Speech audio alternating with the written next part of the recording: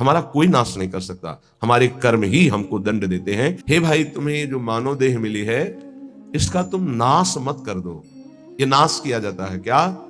जो पराई माताओं बहनों की तरफ व्यभिचार वृत्ति, जो दूसरे की धन की तरफ अपहरण वृत्ति, भोगों को भोगने में सुख वृत्ति, देहाभिमान पुष्ट करने वाले पदों की लालसा, ये सब अपना एक तरह से पतन किया जाता है और इसी संसार में उन्नति मानी जाती है। उन्नति है इंद्रियों को शासन में रखना, मन को प्रभु में लगाना, यथालाभ संतोष स्थिति रखना, हर कर्तव्य को भगवान की सेवा समझना। हम अपने द्वारा अपना नाश ना करें, ना हंता, अपना नाश मत करो। कोई तुम्हारा बाल बांका नहीं कर सकता, तुम्हारा कर्म ही तुमको दंड देता है। किसी व्यक्ति की बुद्धि में बैठकर या कोई घटना रूप या तुम्हारे शरीर में रोग रूप या परिस्थिति रूप, तुम्हारा कर्म ही तुम्हें दंड देता है। विश्वास कर लो, कोई दूसरा त्रिभुवन में नहीं है जो तुमको कष्ट दे सके। इसलिए जो तुम्हारा देह है, जो घर है, जो स्त्री पुत्र आदि हैं, वृथा में इनमें अहम और मम बुद्धि करके अपना नाश मत करो। बहुत से परिवार तुमने छोड़ दिए हैं। योग वाशिष्ठ में प्रसंग आता है चूड़ाला जी का, और भी बड़े महापुरुषों का आता है। वो सरस्वती की उपासना करती थी रानी। जब उसके पति युद्ध में मारे गए राजा तो बहुत विकल हुई, तो अपनी प्रिय सखी सरस्वती जी का स्मरण किया, आकाश स्थित हो गई और उसने कहा, मेरा सहयोग करो, मैं इस समय बहुत व्यथित हूं, मुझे ऐसा ज्ञान प्रदान करो जिससे मैं अपने पति के वियोग को सह सकूं। मुस्कुरा दिया सरस्वती जी ने और कहा, तुम मुझे अपनी सखी कहती हो, फिर दुखी हो रही हो। कितने तुमने परिवार छोड़े, तुम्हें पता है? बोले, नहीं, मुझे तो यही लग रहा है मैं पहली बार जन्म लिया हूं, ये मेरा पति है ऐसा। आओ। तो उनका सूक्ष्म शरीर उनके साथ हो गया, स्थूल वहीं गिर गए। कितने जगह ले गई, ये देखो पूर्व जन्म के तुम्हारे अमुक अमुक नाती पुत्रा परिवार, ये देखो यहां तुम पिता थी, यहां तुम पुत्र थे, इस घर में तुम अमुक थे, याद आ रहा है तुम्हें? तो सरस्वती जी ज्ञान देती जा, हाँ हाँ हाँ। अब इनका कोई परिचय तुमसे है? नहीं। ऐसे उस जीव का तुमसे कोई परिचय नहीं है, वो कुछ समय के लिए केवल तुम्हारा पति। बहुत बड़ी ज्ञानी सिद्ध महापुरुष हुई, योग वाशिष्ठ में बड़ी विशुद्ध चर्चा ज्ञान की है। ज्ञान मोह का नाश करता है, उसका मोह नष्ट हो गया। ये जो हमें मिला हुआ परिवार है केवल भगवत प्राप्ति के लिए मिला हुआ है। गृहस्थ धर्म और विरक्त धर्म अलग अलग मर्यादा है। पत्नी पुत्र परिवार आदि की सेवा रूपी परम धर्म करके नाम जप करते हुए भगवत प्राप्ति करनी है। शरीरों में मोह नहीं करना है, आंतरिक बैठे हुए प्रभु से अपनापन करना है। यहां प्रभु से कोई मतलब नहीं, केवल शरीरों से प्यार किया जा रहा है, इसीलिए दुर्गति हो रही। वृथा में अपना नाश स्वयं मत करो। एक अहमता ममता ये जग में है दुखदाई, ये जब श्री जी की ओर लगे तो होत परम सुखदाई। इसलिए तात मात सुतदार देह में मति अरुझय मतिमंदा। अय मतिमंद, तू अभी समझ नहीं पा रहा, तेरे समय को केवल नष्ट किया जा रहा है। ना तेरी कोई पत्नी, ना कोई पुत्र है, ना कोई तेरा कोई सगा संबंधी है। एक केवल माया का नाटक है। एक ही सच्चिदानंद विराजमान शरीरों में है जिसे तू जान नहीं पा रहा, और शरीरों का अलग अलग अहमता ममता से संबंध करके पुनरपि जननम पुनरपि मरणम की व्यवस्था कर रहा है। हे भाई, यदि गुरुदेव के चरणों की आराधना करो और उनके वचनों को मान लो तो तुम्हारे मोह का नाश हो जाएगा। जहां मोह नष्ट हुआ तो आप जो लिखा हुआ वही आपको अनुभव में आएगा। श्रीपाद कह रहे हैं, छित्वा दुर्जर श्रृंखलम, ये बहुत कठिन श्रृंखला है जिसको कोई काट पावे। जैसे कोई हथकड़ी और बेड़ियों से जकड़ा हो तो कदम नहीं मार सकता, ऐसे ही मोह की बेड़ियों से, अहमता की हथकड़ियों से ऐसा जकड़ा हुआ जीव है कि सत्संग सुन रहा है, समझ में भी कुछ कुछ आ रहा है, पर फिर वो इतना बंधन है कि वो निकल नहीं पा रहा। इसीलिए गोपी जनों से कहा कि जिन बेड़ियों को काट पाना बड़े बड़े योगियों के लिए कठिन है, तुम उन बेड़ियों को काट कर केवल हमसे प्रेम करती हो, मैं तुम्हारा ऋणी हूं। भगवान श्री कृष्ण चंद्र जी, इसीलिए बड़े बड़े परमहंस गोपी चरण रज की वंदना करते हैं, क्योंकि कहीं कोई राग नहीं है, न पति से, न पुत्र से, न घर से, केवल श्री कृष्ण अनुराग, मुरारी पादार्पित चित्त वृत्ति। छित्वा दुर्जन श्रृंखलम, ये हथकड़ी बेड़ी कैसे कटेंगी? तो कह रहे हैं, गुरु गिराते मोह मात्रोदितम। गिरा वाणी, गुरुदेव की वाणी के अनुसार चलने से ही मोह का नाश हो सकता है, और कोई उपाय नहीं। बंदो गुरुपद कंज कृपा सिंधु नर रूप हरि महामोह तम पुंज जासु वचन रवि कर निकल। महामोह रूपी अंधकार का नाश करने के लिए गुरुदेव के वचन सूर्य के समान हैं। मोह मात्रोदितम, केवल मोह मात्र में तुम फंसे हुए हो, और इस मोह का नाश गुरुदेव के अक्षरशः वचनों के अनुसार चलने पर होता है। इन दुर्जर बेड़ियों को काट करके भगवत प्राप्ति कर लो। ना हंता, तुम अपने नाश करने वाले मत बनो। अन्य योनियों में तुम कोई भी साधना नहीं कर सकते, कुछ भी अपना कल्याण नहीं कर सकते हो। हे भाई, यदि तुम्हें मृत्यु लोक में बहुत साम्राज्य सुख मिल जाए तो भी वो केवल एक स्वप्न है। मृत्यु होने पर सब छूट जाएगा, फिर अन्य योनियों में जाना पड़ेगा। इसलिए शीघ्र वृंदावन आ जाओ, सत्संग सुनो, बिहारी जी राधा वल्लभ जी के दर्शन करो, रजरानी में बैठकर कुछ नाम जप करो और प्रार्थना करो धाम से, धामी श्यामा श्याम से, कि संसार के कार्य धर्म पूर्वक करते हुए आपका सदैव नाम जपते हुए जीवन की शाम हो जाए। बस मेरी जीवन की पूर्णता हो, आपके आज्ञानुसार कर्तव्य कर्म करते हुए, नाम जप करते हुए, आपका स्मरण करते हुए प्राण छूटे। बस चाहे जहां छूटेंगे प्राण, आप भगवत प्राप्त होंगे। यदि नाम जप चल रहा है और धर्म पूर्वक आचरण है तो तुम संसार से विजयी हो जाओगे। ना कुरु मिथ्या देह गेहाद्यपेक्षाम मृतिमखिल पुमर्थ भ्रंशिकाम विद्धि मूर्धनि चल चल सुहृदद्यैवाभिमुखे न वज्रादपि च हृदि कठोरः श्रील वृंदावनस्य। ना कुरु, मत कर, गंदे काम मत कर। तुम्हारी बुद्धि ऐसी मलिन हो जाएगी कि न शास्त्र वचन सुनाई देंगे, न संतों के वचन तुम्हें सुनाई देंगे। सुनते हुए भी तुम उनका उपहास करोगे, उनकी बात नहीं मानोगे, ऐसी गंदी बुद्धि हो जाएगी। सच्ची मानिए, भगवान की कितनी विशुद्ध कृपा होती है जब मानव देह मिलता है। उसमें भी परम कृपा होती है जब सत्संग मिलता है। लेकिन मलिन आचरण होने के कारण हमारी इतनी गंदी बुद्धि है कि हम वहां कुछ लेने के लिए जो अवसर मिलता है, सतवचन, सतमार्ग, सद्भाव, उनको तो छोड़ते हैं और दोष दर्शन, उपहास, निंदा आदि करके अपना सर्वनाश कर देते। ना कुरु, मत कर, ऐसा मत कर। श्रीपाद कह रहे मिथ्या देह गेहाद अपेक्षाम, इस शरीर के भोगों की अपेक्षा मत कर। ये कोई सुख नहीं है, चाहे जितना कोई भोग ले, तृप्ति आज तक नहीं हुई, वही नवीन आशा। मृतिमखिल पुमर्थ भ्रंशिकाम विद्धि मूर्धनि, ये तुम्हारे समस्त पुरुषार्थों का नाश करने वाले हैं। तुम्हारा शरीर, तुम्हारी भोग इच्छा, तुम्हारे भोग संबंध, ये सब तुम्हारा नाश करने वाले, तुम्हें समझ में नहीं आ रहा। मृत्यु तुम्हारे सिर पर खड़ी है। मृतिमखिल पुमर्था भ्रंशिकाम विद्धि मूर्धनि, तुम्हारी बुद्धि को भ्रष्ट कर दिया इस मोह ने, संसार की सुख बुद्धि ने, और मृत्यु तुम्हारे सर पर खड़ी केवल समय का इंतजार कर रही है। हे बंधो, आज ही इस बात को समझ लो। देखो, इतना विचित्र माया का जाल है। एक ऋषि है, तपस्या परायण जंगल में है, इतने कामासक्त होते हैं कि दिन में वो सहवास करना चाहते हैं, तो उन्होंने मृग और मृगी रूप धारण कर लिया तपोबल से, और सहवास कर रहे थे। महाराज पांडु ने देखा कि ये मृग है, तत्काल बाण संधान किया, मारा। एक ही बाण में दोनों बिंध गए। नजदीक गए तो दोनों ऋषि, एक ऋषि पत्नी और एक ऋषि, दोनों हाय मच गया। अरे ऐसा कैसे अपराध हो गया, ब्रह्म ऋषि का वध कैसे हो गया? तो उन्होंने बताया कि दिन में पशुतापूर्ण जो व्यवहार है, मैं ऋषि होकर नहीं कर सकता था, पर मैं कामांध हो गया, इसलिए पशु रूप धारण किया, मृग रूप। और तुमने बिना विचारे, तो उनका राजाओं का कार्य है मृग का वध करना। जो ऐसे मृग हैं जिससे हमारे सेवा में जो जन हैं, जो प्रजा हैं, उनको रोग होने की संभावना हो, तो हम शिकार उन्हीं का खेलते हैं, इसलिए मैंने मारा। तुम्हें कोई ऋषि मान के थोड़ी मारा है। तो उन्होंने कहा, मुझे तो मेरे कर्म का फल मिल गया। इससे प्रतीत होता है कि विकार कितने प्रबल हैं। इतना बड़ा महात्मा जो अपने आप को एक क्षण में मृग के रूप में परिणित कर सकता है, वो अपने काम को नहीं रोक पाया, और वो सहवास सुख में मगन है कि मृत्यु ने मार दिया। यहां कह रहे हैं, मृतिमखिल पुमर्थ भ्रंशिकाम विद्धि मूर्धनि, तेरी बुद्धि को भोगों ने भ्रष्ट कर दिया है, पर तुझे यह पता नहीं कि मृत्यु तेरे सिर पर खड़ी है।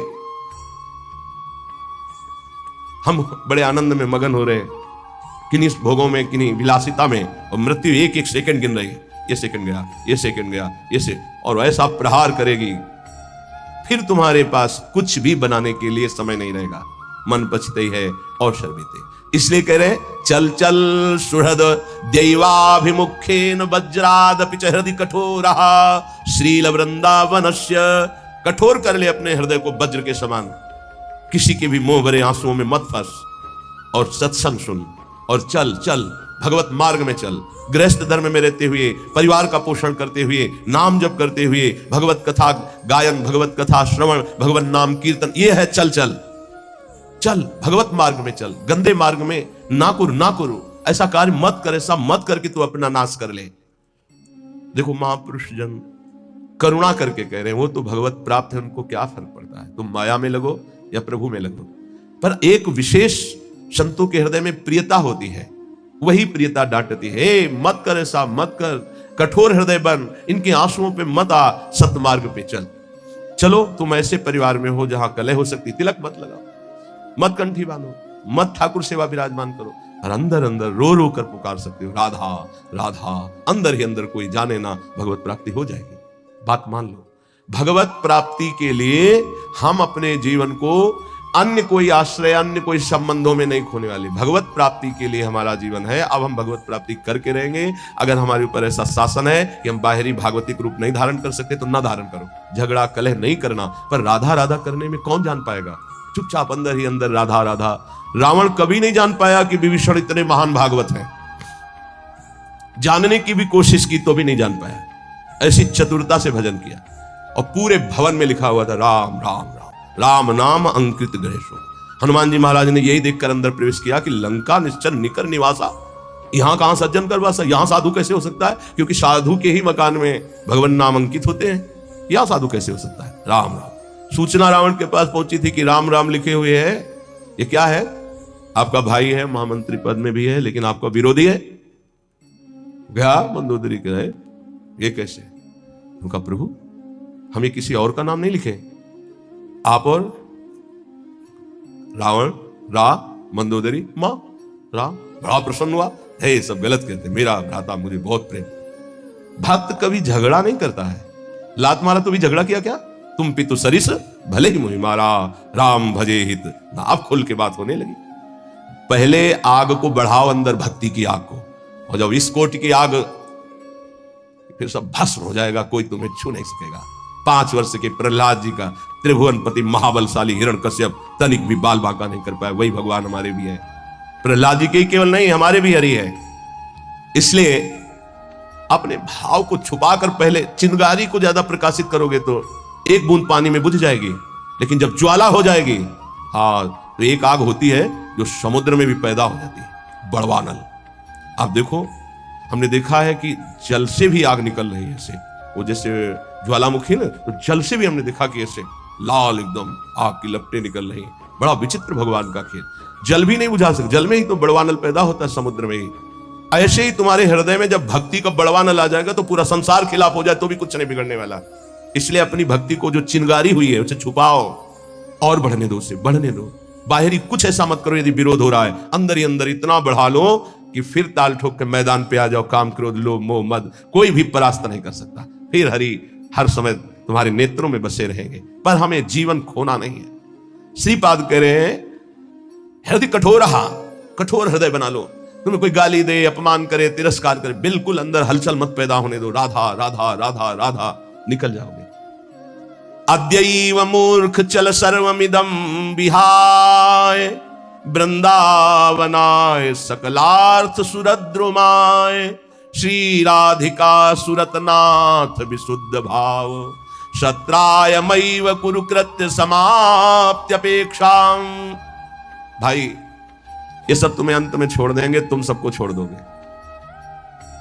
ये बार बार इसीलिए समझा रहे, यही फंसे हैं, यही वो गांठ है जिससे हम निकल नहीं पा रहे।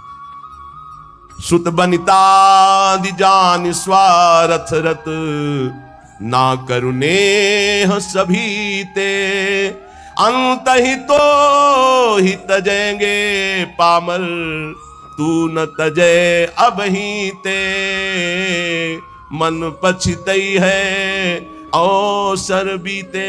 आज तो राधा राधा बोलने लायक हो, ऐसे ऐसे रोग हैं, ऐसी समस्याएं हैं, ऐसी प्रतिकूलता है कि बोलने का अवसर नहीं मिलेगा। ध्यान रखना, पछताना ही हाथ लगेगा। आज शरीर स्वस्थ है, बुद्धि काम कर रही, भगवान की कृपा से वृंदावन में बैठ के सत्संग सुन रहे हो, जैसे बने वैसे मनोरंजन को मारो। मनोरंजन से ही बड़े भयानक भयानक पाप हो रहे हैं, केवल मनोरंजन। मनोरंजन से हिंसा हो रही, मनोरंजन से व्यभिचार हो रहा है, मनोरंजन से ही बड़े बड़े महापाप हो रहे हैं। मारो इस मन की वृत्ति को जो पापात्मक भाव में हमें लगाए हुए, जो हमें पापात्मा बना रही है, जो हमें भगवत प्राप्ति से विमुख मार्ग में आगे बढ़ाते चली जा रही है। श्रीपाद कह रहे अद्यैव मूर्ख चल सर्वमिदं विहाय। इसी क्षण से अय मूर्ख, जिधर तू जा रहा है बहुत ही खतरनाक मार्ग है, भोगना पड़ेगा। ऐसी ऐसी परिस्थितियां जीवों की जब देखते हैं ना, तो कितना कष्ट पार है जीव, कितना कष्ट पार है। आप लोग प्रमाद में हैं इसलिए आपको नहीं, यहां किसी भी कष्ट को देखा जाता है तो तत्काल उसमें तन्मयता की जाती है, तो पूरा कष्ट अनुभव होता है। अरे कितना भयानक पीड़ा इस जीव को हो रही है, कोई उपाय नहीं, केवल मृत्यु ही मृत्यु। वो सड़ रहा है, कोई औषधि का। जंगलों में ऐसे कितने जीव हैं जिनके विचित्र कष्ट जागृत हो गए, कोई औषधि नहीं, कोई खान पान की व्यवस्था नहीं, अब वो जब तक मरेगा नहीं वो उठ के नहीं चल सकता, कीड़े खा रहे, पड़ा है जिंदा जिंदा पड़ा है, सड़ रहा है। कौन है ये? हम ही हैं। हमारे कर्म बिगड़ गए तो ऐसे जीव बन गए, ऐसे ऐसे हो गए। अद्यैव मूर्ख, है मूर्ख, अभी अभी कदम वापस लौट, जिधर जा रहा है बहुत खतरा है, नहीं समझ में आ रहा।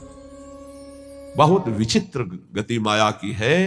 देख रहा है कि इसने गलत किया और ये दुर्गति को प्राप्त हो रहा है, देख रहा है, यही देख रहा है अमुक के ऐसा ऐसा सर्वनाश हो गया, तो वही कर्म तुम भी कर रहे हो। तो क्या तुम्हारे लिए दूसरे भगवान है क्या? तुम्हारे लिए दूसरा न्यायाधीश है क्या? तुम्हारे लिए दूसरा विधान लगेगा क्या? वही लगेगा। इसलिए ना हंत, अपना नाश मत कर। अद्यैव मूर्ख चल सर्वमिदं विहाय। ये जिधर तू जा रहा है उधर से कदम वापस कर भगवान की तरफ, प्रभु की तरफ कदम। जे ही प्रभु की तरफ कदम मोड़ोगे, बस इन दो बातों से बच जाओ तो मार्ग बिल्कुल दृढ़।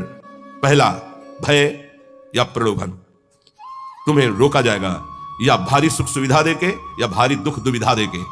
अगर कदम नहीं रुके तो फिर दूसरा एक आंतरिक घबराहट पैदा होती है बेमतलब की। ये केवल साधु समागम से मिटती है, नहीं अच्छे अच्छे इसी घबराहट से वापस हो जाते हैं। इस मार्ग में चलना संतों के वचन से प्रारंभ होता है, संतों के वचन से ही मध्य और संतों के वचनों से ही पूर्णता होती है। अन्यथा ये मार्ग बहुत ही एकांतिक और गुप्त है। यद्यपि ये निर्भय मार्ग है, पर आसपास इतना भयावह है कि निर्भय मार्ग में कदम नहीं रख सकते, क्योंकि आसपास दृष्टि। इस मार्ग में चलने वाला आसपास नहीं देखता, नीचे देखता है तो निर्भय चला जाता है, और आसपास देखेगा तो इतना भय है कि आगे कदम नहीं बढ़ा सकता। कह रहे सकलार्थ सुरत द्रुमाए, समस्त चाहों को पूर्ण करने वाला कल्प तरु है श्रीधाम वृंदावन।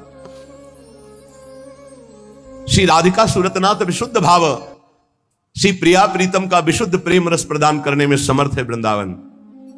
एक बार ही आ जाओ, यहां की रज में लौट जाओ, यहां एक बार परिक्रमा कर जाओ, एक बार सत्संग सुन जाओ, तो तुम्हारे जीवन के रजिस्टर में एक ऐसी वस्तु जमा हो गई जो तुम्हें नरक नहीं ले जाने देगी, तुम्हारी दुर्गति नहीं होगी। मान लो, अद्यैव मूर्ख चल सर्वमिदं विहाय वृंदावनाय, सकलार्थ सुरत द्रुमाय, श्री राधिका सुरतनाथ विशुद्ध भाव, सत्रायुमैव कुरु कृत्य समाप्त अपेक्षाम। किसी अन्य की अपेक्षा मत रखो। प्रभु और प्रभु के जन दो ही हैं ऐसे जो आपका परम हित कर सकें। नहीं स्वार्थ लाग करे सब प्रीति, सुर नर मुनि सबकी यह रीति। स्वार्थ रहित जग जुग उपकारी, तुम तुम्हार सेवक असुरारी। भगवान और भगवान का प्रेमी भक्त, ये दो ही ऐसे जो स्वार्थ रहित जगत का मंगल करते हैं, नहीं तो सब स्वार्थ वशात ही प्रेम करते हैं। तो कह रहे हैं कृत्य समाप्त अपेक्षाम, किसी और की अपेक्षा खत्म करो। भजिबे को दो ही भले, कह हरि कह हरिदास, या तो प्रभु और या प्रभु के प्रेमी जन। पूज्य परमहंस श्री राम कृष्ण देव जी, अमृतमय उनकी वाणी। अय उपासक, तुम कभी किसी से वाद विवाद न करो। बहुत अमृतमय वचन है, बहुत ही ऊंची स्थिति के महापुरुष हमारे भारत की शोभा है। ये थे नहीं कह रहा हूं, है, क्योंकि महापुरुषों की वाणी ही महापुरुषों का स्वरूप है। वाणी विराजमान है अर्थात महापुरुष विराजमान है। पूज्य श्री परमहंस शिरोमणि श्री राम कृष्ण देव जी, उपासक, वाद विवाद मत करो। जिस प्रकार तुम अपने इष्ट देव को, अपने धर्म को दृढ़ विश्वास के साथ पकड़े हुए हो और महान मानते हो, ऐसे ही कोई दूसरे धर्म का उपासक अपने इष्ट देव को और अपने धर्म को महान मानता है। इसलिए तुम अपने धर्म को महान करके दूसरे को नीचा दिखाने वाला वाद विवाद मत करो। कितना सुलझा हुआ स्वरूप महापुरुषों का। केवल वाद विवाद से तुम अपने धर्म और इष्ट देव को खो दोगे। दूसरे धर्म की निंदा करके, दूसरे के इष्ट देव की अवहेलना करके तुम अपने इष्ट देव और धर्म को खो दोगे। क्योंकि परमात्मा एक है और वही सब धर्मों का धर्म गुरु है, वही सब धर्मों का इष्ट है। परमहंस शिरोमणि श्री रामकृष्ण देव जी के वचन, किसी की निंदा अवहेलना नहीं करनी। एक बार एक महात्मा किसी नगर में से होकर जा रहे थे, संयोग वशात एक दुष्ट आदमी सामने से आया और वो क्रोधित होकर पीटने लगा। बहुत मारा महात्मा को, मूर्छिता हो गए महात्मा, इतना मारा। बहुत दुष्ट स्वभाव के भी होते, वो जमीन पर गिर गए। मारने वाला चला गया। कुछ श्रद्धालु आए, उनकी बड़ी सेवा की। जब होश में आए तब पूछा, महात्मा जी किसने मारा आपको? बोले जिसने सेवा की उसी ने मारा है। जिसने सेवा की? वो कहा महाराज आप तो मूर्छित थे, हम लोगों ने तो सेवा की है। बोले बस जिसने सेवा की उसी ने मारा, दूसरा नहीं मार सकता। महात्मा जी ने कहा जिसने मुझे पीटा वही सेवा कर रहा है, जो सेवा कर रहे हैं इन्होंने ही पीटा है। वो तो बड़े घबरा गए कि महात्मा पागल है क्या। तब उनके शिष्य ने जब सुना तो आए वहां दौड़कर। लोगों ने कहा आपके गुरुजी पागल है क्या? तो बोले नहीं, आप नहीं समझ पा रहे। जिस परमात्मा ने वो रूप रख करके पीटा, उसी परमात्मा ने आप लोगों को प्रेरित करके आप लोगों के रूप में सेवा की। हमारे गुरुदेव का मतलब ये है। भाव ये, आपके साथ जो निंदा अपमान तिरस्कार कर रहा है वो आपका आराध्य देव दूसरा नहीं है, वही आराध्य देव है। तुम्हारे किसी कर्म का मार्जन कर रहा है, ध्यान रखना। अब आगे बिल्कुल सुलझी हुई एक एक बात है। सच है कि उस दुष्ट में भी परमात्मा है, सच है कि व्याघ्र में भी परमात्मा है, पर हम महात्मा को तो गले लगा सकते हैं लेकिन व्याघ्र को, सिंह को गले नहीं लगा सकते। ऐसे ही हम मानते हैं कि दुष्ट में परमात्मा है, पर दुष्ट पुरुष में विद्यमान परमात्मा को केवल भाव द्वारा प्रणाम करके उससे संभाषण और संग कदापि उचित नहीं है। जैसे सर्प में भी परमात्मा है, सिंह में भी परमात्मा है, तो उसे गले नहीं लगा लेंगे। एक एक चेष्टा, एक एक वचन अमृत है। अगर ये धारण कर लोगे तो आपका भजन बचेगा और पचेगा और बढ़ेगा। एक किसान खेत में दिन भर पानी भरता रहा। जब सायंकाल हुआ तो उसमें पानी एक चुल्लू भी नहीं टिका। वो बहुत परेशान हो गया। मेड़ ज्यों की त्यों सब ठीक थी। फिर उसने देखा तो चूहों ने छेद कर रखा था जगह जगह, कई जगह मेड़ में। वो छेद से बाहर जा रहा था।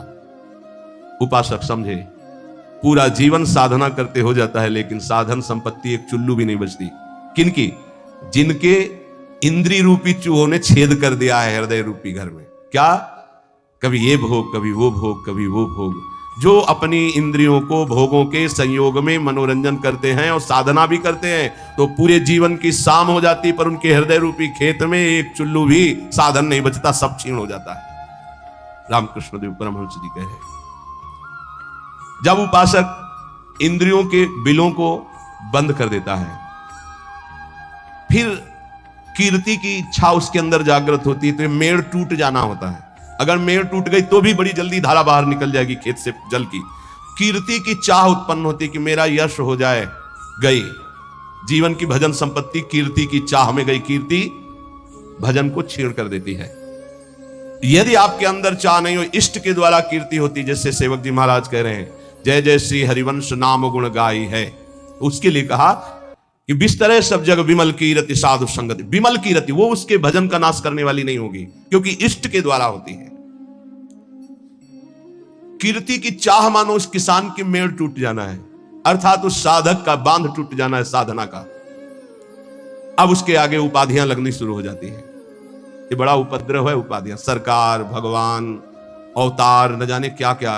ये बिल्कुल नहीं स्वीकार करना चाहिए, बिल्कुल स्वीकार नहीं। सरक जाओगे सरकार कहलाने से।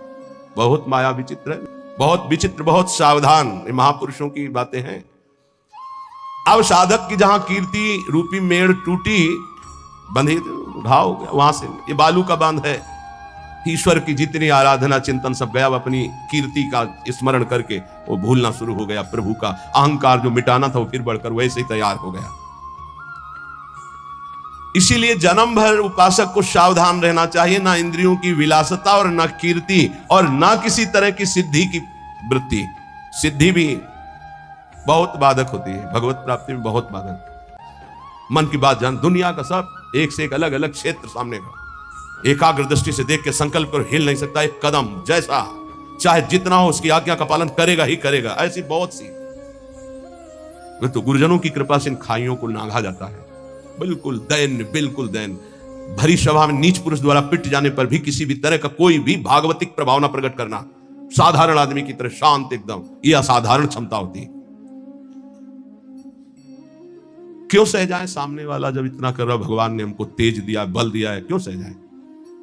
बोले एक भाई अपने मुखौटे को लगाकर सिंह का और अपने घर में गया तो घर वाले एकदम भयभीत हो गए, लेकिन उसकी बहन ने उसको मुखौटा लगाते हुए देखा था। वो नजदीक गई और मुखौटे में थप्पड़ मारा, चल, और उतार के रख दिया। रामकृष्ण परमहंस देव जी के समझे,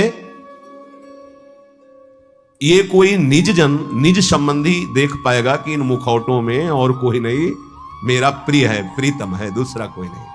ये जो गाली दे रहा है, जो अपमान कर रहा है, जो पीट रहा है, वो मेरा प्रीतम है जिसकी मैंने आराधना की है। वो किस लिए पीट रहा है? जैसे कुम्हार अपनी मटकी को पीट के देखता है, ठीक है, खरी है, कहीं से फूटी नहीं है, मजबूत है, इतना वार सह सकती है, तैयार हो। भगवान ऐसा लीला करते हैं, पक्का अपनी मटकी को बजवाते हैं, बड़े जोर से बजाते हैं, जैसे कुंभकार बाजार में मटकी रखता है, सिक्के से बजाता है, हाथ से बजा के दिखाता है, फिर कहता है इतने रुपए की है। ऐसे भगवान अपने भक्त को विश्व में दिखाते हैं, देखो कितना सहनशील है। मुखौटा कोई भी हो सकता है, ध्यान रखना, मुखौटा कोई भी हो सकता है, पहचानना आपको है। घर वाले भयभीत हो गए, लेकिन बहन भयभीत नहीं हुई, क्योंकि उसने देखा मेरा भाई मुखौटा लगा रहा सिंह का। ऐसे ही संबंधी जो भगवत संबंध, दास से सख्य, वात्सल्य, कांता, सहचरी, वो जान रहा है कि मेरा प्रीतम ये मुखौटा लगा के बदल के आया है और मुझे गाली दे रहा, मेरा अपमान कर रहा है। नहीं, मैं डरने वाला नहीं, मैं समझ गया मेरा प्रीतम है, कोई भी भय उसे स्पर्श नहीं कर सकता। एक दिन एक सरकारी आदमी पिस्तौल रखता था और बहुत विलंब से आया। पत्नी ने कहा तुम इतना विलंब से क्यों आए? रोज तो इतने समय आ जाते थे, इंतजार करते इतना समय। उसका समय हो जाता है। कैसे हो जाता है? बोले ऐसे हो जाता है, पिस्तौल निकाली, गोली भरी और उसकी कनपट्टी में लगाई। तो ये सब दूसरों को धमकियां दिया करो। बोले असली गोली है, पिस्तौल है, तुझे भय नहीं लग रहा? बोले बिल्कुल पाई भर नहीं लग रहा। क्यों नहीं लग रहा? तो मेरे प्रीतम को ऐसा कर ही नहीं सकते। ऐसे ही भक्त, वो संपूर्ण चर जगत में अपने प्रीतम को सर्वान वस्तुतया निरीक्ष परम स्वाराध्य बुद्धिर्मम, तो भयभीत नहीं होता। शरीर को पूरा होना है तो उसी क्षण होना है, जैसे होना है, जिस विधान से होना है, मेरे प्रीतम उसी विधान का प्रयोग करेंगे, पर होंगे मेरे प्रीतम। सर्वस्व हरण करने वालों में मैं मृत्यु हूं, भगवान श्री कृष्ण कहते हैं। अब हमारे पास और कौन रह गया? मृत्यु रूप में भी तो प्रीतम ही आएंगे, और कौन आएगा? इसलिए जो सर्वत्र मुखौटे से हट करके दर्शन करता है, ये मुखौटे किनके हैं? बनावटी है। इनमें जो है वो है कौन? मेरा प्यारा, सर्वान वस्तुतया। क्रूरा पापिनो, जो क्रूर हैं, पापी हैं, वो मुखौटा केवल ऐसा है, अंदर उनके परमात्मा बैठा है। हमें मुखौटा नहीं देखना, हमें अंदर। रामकृष्ण परमहंस देव जी की वाणी, वो कह रहे हैं उस उपासक को कभी भय नहीं होता, कभी घबराहट नहीं होती, कभी डर नहीं होता, कभी अशांति नहीं होती, कभी दुख नहीं होता, जो सर्वत्र मुखौटे से अलग देखता है। इन मुखौटे से अंदर एकमात्र परमात्मा, कोई स्त्री का मुखौटा, कोई पुरुष का, कोई महात्मा का, कोई दुरात्मा का, कोई मूर्ख का, कोई विद्वान का, पर है अंदर एक ही परम तत्व। पानी और बुलबुला कोई अलग चीज नहीं है। बुलबुला पानी में ही उठता है, पानी में ही तैरता है और पानी में ही फूट कर पानी बन जाता है। ठीक ऐसे ही परमात्मा में ही जीवात्मा प्रकट होता है, परमात्मा में ही रहता है और परमात्मा में ही लीन हो जाता है। जीवात्मा कोई अलग चीज नहीं। जैसे पानी का बुलबुला पानी से ही प्रकट हुआ, पानी में ही रहता है, पानी में फूट कर पानी बन जाता है। ऐसे ही कोई स्वतंत्र नहीं है, उसी परमात्मा में विराजमान। अगर इतना जान लो तो तुम परमात्मा स्वरूप ही हो, ये परमहंस जी कह रहे हैं। देखो, रेलगाड़ी का इंजन वेग के साथ चलकर ठिकाने पर अकेला नहीं पहुंचता है, बल्कि लाखों लोगों को पहुंचाने की सामर्थ्य रखता है। जोड़ते जाओ, बैठते जाओ, इंजन में बड़ी पावर है। बोले ऐसे ही आचार्य इंजन है और अनुयायी जन आचार्य के डिब्बे हैं। कितने जन बैठ करके परम पद में, निकुंज में पहुंचते हैं। कभी भी ये नहीं सोचना चाहिए कि इतने लोगों का उद्धार कैसे हो जाएगा, इतने लोगों का कल्याण कैसे हो जाएगा, बहुत लोग जुड़े हैं, कैसे कल्याण? तो बोले ईश्वरीय शक्ति इंजन है और वो शांत, वो गुरुजन डिब्बे के समान है। कनेक्शन इंजन से है तो इंजन में 2-4 लोग बैठते होंगे, लेकिन डिब्बे में 70, 80, 90, 100 ज्यादा भी बैठ जाते होंगे। जनरल में तो ज्यादा ही बैठ जाते, कुछ बैठे, कुछ खड़े, कुछ पूरा सब, और सब वहीं पहुंचेंगे जहां इंजन पहुंचेगा। बिना टिकट के होंगे तो 2-4 थप्पड़ लगेंगे, थोड़ा टैक्स लग जाएगा, पहुंचेंगे वहीं। नहीं, बीच में अगर हो गया तो फिर उतारे भी जा सकते, उपद्रव होने पर, टिकट ना होने पर, पैसा ना होने पर उतार। इसलिए राधा राधा पैसा इकट्ठा कर लो। परम धन राधा नाम आधार। अगर जल्दी जल्दी में टिकट नहीं खरीद पाए हो तो थोड़ा ज्यादा लगेगा, पर राधा राधा राधा राधा पहुंच वहीं जाओगे। बात हमारी मान लेना। टिकट क्या है? निकुंज की ये जो मंत्र है, आचार्य संबंध है, आचार्य शरणागत, ये टिकट है। और जनरल में क्या है? राधा राधा राधा राधा राधा राधा, जैसे सब जप रहे हैं। बैठ सब गए हैं गाड़ी में, बीच में तुम्हारी चेकिंग भी होगी। बोले जल्दी में खरीद तो नहीं पाए, लेकिन एक राधा नाम की कीमत में पूरा त्रिभुवन बिक जाएगा। जो जांच करने वाले हैं वो कौन है? श्री जी के पार्षद ही हैं। ऐसे थोड़ी होता है कि आप श्री जी के पास सीधे डायरेक्ट पहुंच जाओ। ऐसा तो राधा नाम जहां है ना सीधे। और जिनको सौभाग्य से कहीं ये जो निकुंज के गुप्त मंत्र मिल गए हैं, तो दुर्भाग्य है कि उनके अंदर ठसक ना आवे, नहीं तो पास हो चुका है निकुंज का, पास मिल चुका है। मानो सच्ची मानिएगा। सौभाग्य दुर्भाग्य में आप बदल रहे हैं कि आप मंत्र का चिंतन नहीं कर रहे हो, विषय चिंतन कर रहे हैं। रेलगाड़ी के इंजन में उतने लोग पार नहीं हुए जितने डिब्बे में बैठकर वहां पहुंच जाते हैं। अर्थात आचार्य और आचार्य परंपरा, आचार्य के तो विशेष विशेष कुछ पार्षद हैं, लेकिन आचार्य परंपरा में लाखों ऐसे महापुरुष हो गए कि करोड़ों को श्री जी के पास पहुंचा दिया, श्री जी में तन्मय करा दिया। राजहंस कभी पानी, वो दूध पीकर पानी को छोड़ देता, राजहंस। ऐसे ही जो उपासक है, जो संत है, जो भगवत प्रेमी महात्मा है, तो माया और ब्रह्म दोनों मिले हुए हैं एक में। वो केवल ब्रह्म, केवल परमात्मा तत्व को और जल को जैसे छोड़ देता है, दूध पी के जल को छोड़ देता है, ऐसे वो माया के विकारों को छोड़कर परमात्मा स्वरूप में स्थित हो जाता है। दैवी संपदा का महान सुख उसके हृदय में जागृत हो जाता है, जो माया के विकारों पर मुक्ति प्राप्त कर लेता है। कोई भी विकार उसके ऊपर प्रभाव नहीं डालता। हाथी को खुला छोड़ दे तो मनमानी आचरण करके वृक्षों को उखाड़ता है, तोड़ फोड़ शुरू कर देता है। लेकिन जब महावत अंकुश पर अंकुश प्रहार करता है तो घुटने के बल हाथी हो जाता है। ऐसे ही ये मन मत वाला हाथी है, जिसने इसको स्वच्छंद छोड़ दिया है, सब तोड़ फोड़ कर देगा, धर्म विरुद्ध आचरण करेगा। महावत है उपासक, हाथी है मन और अंकुश है ज्ञान। प्रहार पे प्रहार करके उसको घुटने के बल, अर्थात मन को अधीन कर लिया, तब वो शांत चित्त परमात्ममय हो जाता है। मन ही भगवान का स्वरूप बन जाता है। इंद्रियाणाम मनुष्यास्मि, पर पहले अंकुश की मार देनी पड़ेगी, छोड़ना नहीं। इसको छोड़ दिया तो तोड़ फोड़ मचा देगा। मत वाला ये हाथी है मन, किसी के अंकुश से, केवल ज्ञानांकुश, जो नाम मंत्र मिला खूब जपो, इसी से मानो तुम्हारे अंकुश की धार तीक्ष्ण होगी, इसी से तुम्हारा मन बस में होगा, दूसरा कोई उपाय नहीं। कल एक साधक प्रश्न कर रहे थे एकांतिक में, मैं जानता हूं ये नहीं करना चाहिए, फिर भी करता हूं, क्यों? दो बातें। पहली बात, तुम्हें आध्यात्मिक सामर्थ्य खो चुकी है, जान करके भी तुम उसको रोक नहीं सकते क्योंकि बलहीन हो। और दूसरी बात, तुम्हारी सुख बुद्धि उसमें है, जरूर ये कहते हो मुंह से कि नहीं करना चाहिए, पर अंदर है कि इसमें सुख है। इन दो बातों के कारण तुम भ्रष्ट होते रहते हो। तो हमको पहली बात बलवान करनी है कि हमारे अंदर नाम बल आवे, तो दूसरी बात अपने आप हट जाएगी, सुख बुद्धि हट जाएगी। पहले नाम जप करके अपने को बलवान बनाइए। समस्त विकारों को नष्ट करने का मैं तुम्हें एक सरल उपाय बताता हूं। रामकृष्ण परमहंस देव जी, तालियां बजाकर जब नाम कीर्तन जोर जोर से किया जाता है तो जैसे वृक्षों में बैठे हुए पक्षी उड़ जाते हैं, ऐसे हृदय के काम क्रोध आदि नष्ट हो जाते हैं। रामकृष्ण परमहंस देव तालियां बजाकर राधा राधा राधा राधा राधा, किसी संगीत की और ज्ञान वृत्ति ना हो तो अपने पास परम संगीत है, तालियां बजाकर। तो कह रहे हैं कि जैसे वृक्षों में बैठे हुए पक्षी तालियां उड़ जाते हैं, ऐसे हृदय में बैठे हुए काम क्रोध भाग जाते हैं जब नाम कीर्तन। जब किसी को भी काम आदि वेदना हो तब नाम कीर्तन करके देखना, तो नाम कीर्तन होने ही नहीं देगा काम। देख लेना, उस समय अगर उपदेश भी किया जाए तो तुम्हें अच्छा नहीं लगेगा। कामी समझी में हरि कथा ऊसर बीज बय फल। और अगर आप शुरू कर दिए तो वो टिकेगा नहीं, भाग जाएगा पक्का। बहुत सुंदर उपाय महापुरुषों के हैं। उपासक की उपासना परिपक्व कब मानी जाती है? जब अपने आराध्य देव का नाम लेते ही रोमांच हो जाए, आनंद अश्रु बहने लगे, तब समझना चाहिए कि हमारी उपासना परिपक्व हो रही है। उपास्य देव का नाम लेते ही आंखों में जल आने लगे, अब उसकी उपासना रंग ला रही है। राधा कहते आंसू भर जाएं।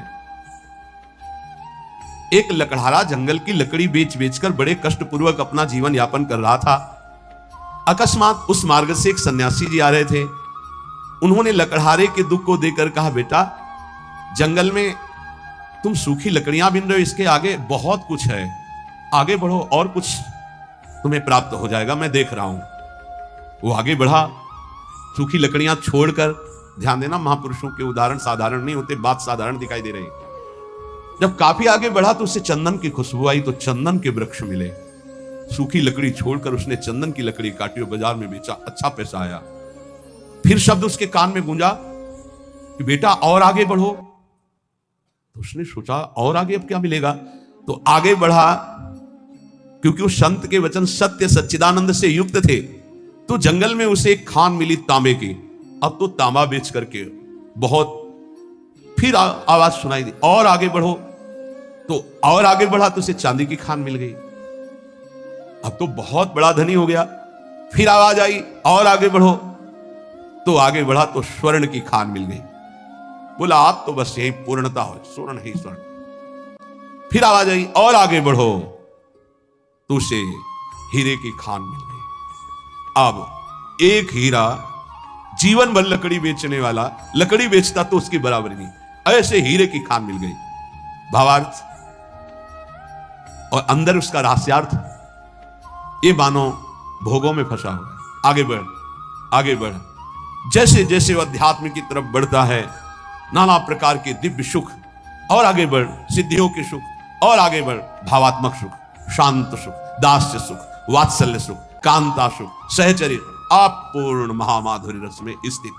हमें जब तक भूमा सुख ना मिल जाए तब तक रुकना नहीं, आगे बढ़ते रहना है। अल्प सुखों का भोक्ता भूमा सुख का अधिकारी नहीं होता। यदि संत की बात मानकर लकड़ी बेचना काम बंद न करता तो आगे नहीं बढ़ पाता। आवाज आती रही आगे बढ़, तो फिर चंदन, फिर आगे बढ़ा तांबा, फिर आगे बढ़ा चांदी, फिर सोना, फिर हीरा, अर्थात एक से एक दिव्यताएं, आप ज्ञान की सुंदर भूमिकाएं, भक्ति की सुंदर दिव्य भूमिकाएं, इनको क्रॉस करते थे। अल्प सुख साधना का मिले उसी में तृप्त हो गया, वो महान सुख को नहीं प्राप्त कर सकता। श्री रामकृष्ण परमहंस जी कहते हैं, लकड़हारे की तरह छोटी सी साधना के सुख को पाकर तृप्ति का अनुभव मत करो। ज्ञान का समुद्र लहरा रहा है आध्यात्मिक क्षेत्र में, और उस ज्ञान के परम धनी बनकर स्वयं भगवत स्वरूप हो जाओगे। देखो, एक छोटे पौधे की रक्षा उसके चारों ओर घेरा बना करके की जाती है, नहीं तो बकरी चर जाएगी। और वही पौधा जब बड़ा हो जाता है, वृक्ष रूप हो जाता है, तो सैकड़ों बकरियों का पेट भर जाएगा, उसकी छाया में रहेंगे, उसका कुछ नहीं बिगड़ेगा। ऐसे ही जब भक्ति का छोटा अंकुर निकले तो कुसंग रूपी, बुरी संगति रूपी बकरी से बचना। बकरी का चरा हुआ छोटा पौधा किनगा बहुत ही मुश्किल देता है, क्योंकि डंठल भर रह जाता है, वैसे चुन लेती है। अर्थात यदि बुरी संगति हो जाए नए भगत को, तो पूरी भक्ति को ही वो नाश कर देगा, पूरा का पूरा नाश कर देगा। वो आप देख लो, आंखों के सामने दिखाई देता है। जब तुम्हारे हृदय में भक्ति, तो साधु संगत रूपी बाढ़ के अंतर्गत रहना। साधु संगत करे अनुदिन राति, अर्थात संतों के वचनों में केवल रहना, बस दूसरे की बातें मत सुनना, नहीं तो वो बकरी है, चर जाएंगे, किनगा भी नहीं निकलेगा दोबारा भक्ति का। ऐसे कितने उदाहरण जीवन में देखे हैं कि बड़े भाव से चलना चाहते थे, लेकिन भारी कुसंग हो गया, नष्ट हो गए, भारी कुसंग। जब वही भक्ति वृक्ष रूप हो जाएगी तो हजारों लोग नीचे आनंदित होकर विश्राम करेंगे, कुछ फर्क नहीं पड़ता, फिर निंदकों का कोई प्रभाव नहीं पड़ता। पर पहले भक्ति को वृक्ष रूप बढ़ने दो। ये कुवासना में लिप्त भोगी पुरुष, संसारी पुरुषों का संग जहर है। अगर इनका संग हुआ तो भक्ति का पौधा नष्ट हो जाएगा, ध्यान रखना। ये दुर्जन भेजे जाएंगे तुम्हारे पास, दुर्जन जो भक्ति को नष्ट करने वाले हैं, पर तुम इनका संग मत करना, तो तुम्हारी भक्ति वृक्ष रूप हो जाएगी। बहुत जोर से प्रभाव पड़ता है दुर्जनों का। भगवान का भरोसा और विघ्न अपने आप नष्ट हो जाते, पर बड़े भयानक प्रलोभन, बड़े भयावह दृश्य संसार के ऐसे उपस्थित होते। तो कह रहे हैं कि ये तुम्हारे पास भेजे जाएंगे, भगवान से प्रेरित होकर भेजे जाएंगे, वो भेजेंगे। अब क्या भूमिका है, अब क्या भूमिका है? देखो, पत्थर चाहे सैकड़ों वर्ष पानी में पड़ा रहे, पर उसमें अग्नि उत्पादक शक्ति नष्ट नहीं होती। घर्षण करोगे पत्थर को तो अग्नि प्रकट कर देगा। ऐसे ही भक्त जब अपने हृदय में भगवत चिंतन की रगड़ करता है, तो अनंत जन्मों से हम विषय रूपी पानी में पड़े रहे, लेकिन हमारे अंदर दिव्य शक्ति है, हम उसे जागृत कर सकते हैं। रामकृष्ण परमहंस जी कह रहे हैं, तुम जितना नाम स्मरण करोगे तो तुम्हारे हृदय में घर्षण शक्ति से एक आध्यात्मिक बल प्रकट होगा। जैसे कई बार सत्संग का अगर ध्यान दिया हो, दो लकड़ियों के घर्षण से जैसे अग्नि प्रकट हो जाती है, ऐसे ही जवान और नाम के घर्षण से आध्यात्मिक शक्ति प्रकट होती है। राधा राधा राधा राधा राधा। जैसे सैकड़ों वर्ष पत्थर जल में पड़ा रहे तो इसका मतलब नहीं कि उसके घर्षण से चिंगारी नहीं होगी। ऐसे ही सैकड़ों जन्मों से मैं विषयों में पड़ा रहा हूं, इसका मतलब यह नहीं कि मेरे अंदर आध्यात्मिक शक्ति उत्पन्न करने की सामर्थ्य नहीं रह गई। मैं भगवान का अंश हूं। आज जागूंगा तो आज मैं परमात्मा प्राप्त हो जाऊंगा। आज हम में वो सामर्थ्य है। हम अपनी सामर्थ्य को जागृत करें। कैसे? नाम जी है जपी जागही जोगी। नाम जप करके हम जगते हैं, हम अपनी शक्ति को जागृत करते। नाम, ईश्वर का नाम जितना तुम जपोगे उतना ही हृदय प्रफुल्लित होकर महान पावर से युक्त हो जाएगा। बड़े बड़े महापुरुषों के वचनों को पकड़ लो। एक मनुष्य कुआं खोदना शुरू करता है, बस एक हाथ पानी रह जाता है और रोक देता, थक गया। ये 25 हाथ खोद चुका, फिर भी पानी नहीं निकला। अब तो लगता है नहीं निकलेगा, और एक हाथ में पानी है। ऐसे ही साधक कभी कभी धोखा खा जाता है। बस भगवत प्राप्ति होने वाली है, उसको लगता है पूरा जीवन हो गया, अभी तक कोई अनुभव नहीं हुआ। अरे थोड़ा एक हाथ और खोद, स्रोत निकलने वाला है। रामकृष्ण परमहंस जी कह रहे, पर वो नादान, एक हाथ में पानी निकलने वाला था, छोड़ दिया। दूसरी जगह कुआं खोदा, फिर छोड़ दिया, फिर तीसरी जगह कुआं खोदा। पूरा जीवन कुआं खोदने में लगा दिया, पानी नहीं पी पाया। समझ पाए? ऐसे उपासक है, ये संप्रदाय, वो मार्ग, लेकिन पानी नहीं पी पाया चुल्लू भर। अगर एक ही ढंग से खोदता तो बस एक हाथ बाद स्रोत खुलने वाला था। एक गुरु, एक ग्रंथ, एक पंथ, एक मंत्र, एक संत, एक कंत, सांगो पांग उपासना पकड़ लो, निकल जाए। हमने देखा कि जो इधर उधर भटकने वाले वो जीवन भर भटकते रहते हैं, क्योंकि तलवार की धार पर चलने के लिए जो हिम्मत चाहिए वो गुरु बदलने से नहीं आती, वो चलने से आती है। ये जो बदलुआ लोग होते हैं ना, बदलते ही रहते हैं। व्यभिचारी की वृत्ति पातिव्रत धर्म से कभी एक नहीं होती, ध्यान रखना। होटलों को खाने वाला कभी एक रसोई में भरपेट जीवन भर नहीं खा सकता, उसको चाट लग गई है। ऐसे ही जो व्यभिचार प्रवृत्ति भक्ति में है, आज यहां कल वहां।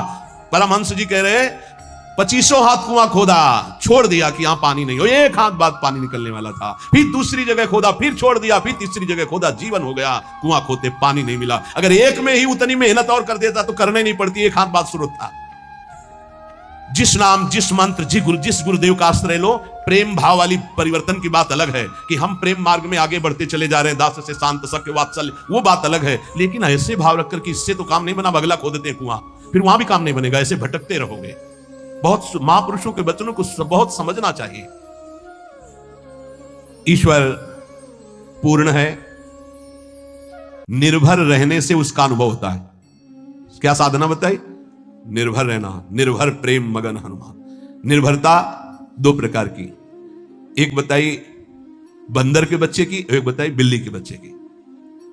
जैसे बंदरिया को जब छलांग लगानी होती तो ऐसे बच्चे को करती, 1 सेकंड में बच्चा समझ जाता है, कस के बाल पकड़ लेता है और छलांग मारी, निकल। अगर बच्चा छोड़े तो खुद गिरे, पकड़ना बच्चे को होगा। और एक होती है बिल्ली की निर्भरता। अब बिल्ली उसी डार से पकड़ के ले जाएगी जिसे चूहा पकड़ती है। एक बार बिल्ली चूहा को पकड़ ले तो जीवन से हाथ धो देगा, उसी मुंह में अपने बच्चे को दबाती है और दूसरी जगह ले जाती है। बिल्ली का ही काम है, बच्चा तो ऐसे पूरे म्याऊं, कोई मतलब नहीं, जहां मन आवे तहां ले जाओ। ये है पूर्ण निर्भरता। तो प्राय जो अहम प्रधान, साधना प्रधान होते हैं, बंदर के बच्चा होते हैं। इशारा दिया गुरुदेव ने, मारो छलांग, मार पाओ, गिर जाओ।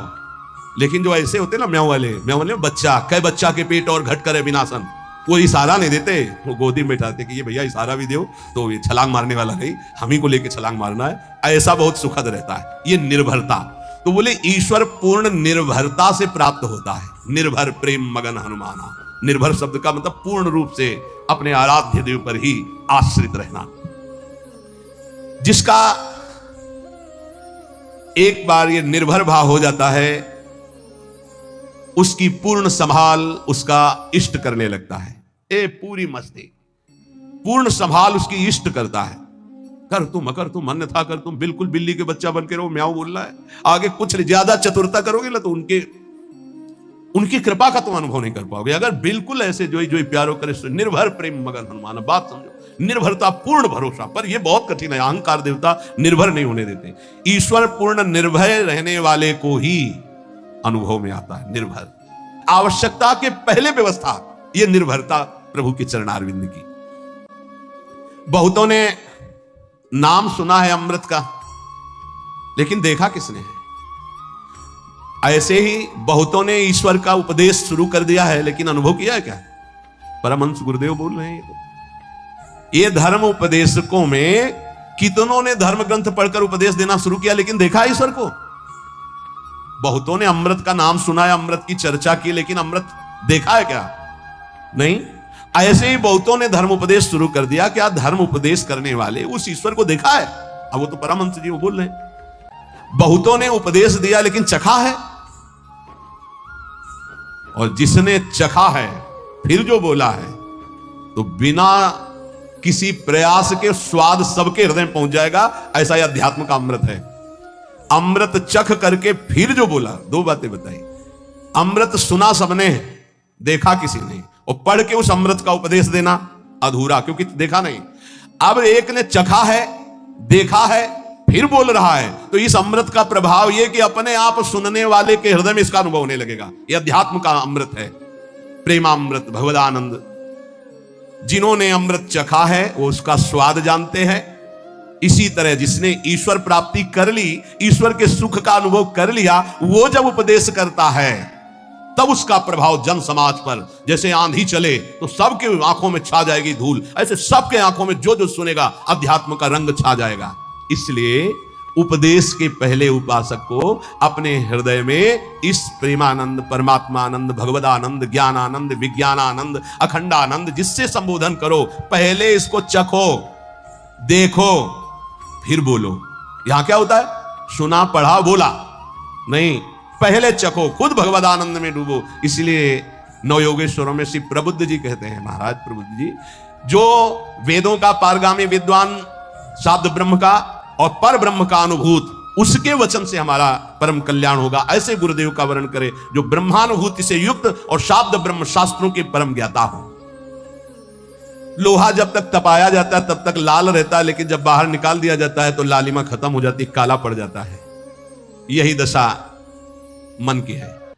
जब सत्संग में होता है तो इसको लगता है कि अब सब ठीक हो गया, और जहां सत्संग से बाहर हुआ तो फिर काला पड़ गया। वही गंदी बातें, वही गंदा चिंतन।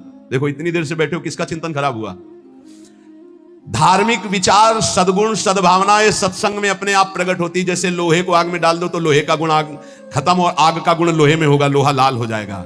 ऐसे ही जब हम सत्संग में बैठते हैं तो सत्संग का प्रभाव पड़ता है। लेकिन अगर उसका मनन नहीं करते, आचरण में नहीं उतारते, तो बाहर निकलते ही काला हो जाएगा। लोहे को बाहर निकाल के रखो, लालिमा खत्म, काला हो जाएगा, पपड़ी पड़ जाएगी। ऐसे ही जब हम सत्संग सुनकर आचरण में नहीं उतारते, नाम जप नहीं करते, धर्माचरण नहीं करते, तो सत्संग में तो सद्भाव आते, लेकिन बाहर होते फिर वही कालिमा, वही दुर्वासनाएं, वही। तो लगता है यार सत्संग से कोई लाभ नहीं हुआ। सत्संग से वर्तमान में जो लाभ हुआ है इसको आगे बढ़ाने के लिए आपको सत्संग की बात माननी होगी, महापुरुषों की बातों के अनुसार चलना होगा।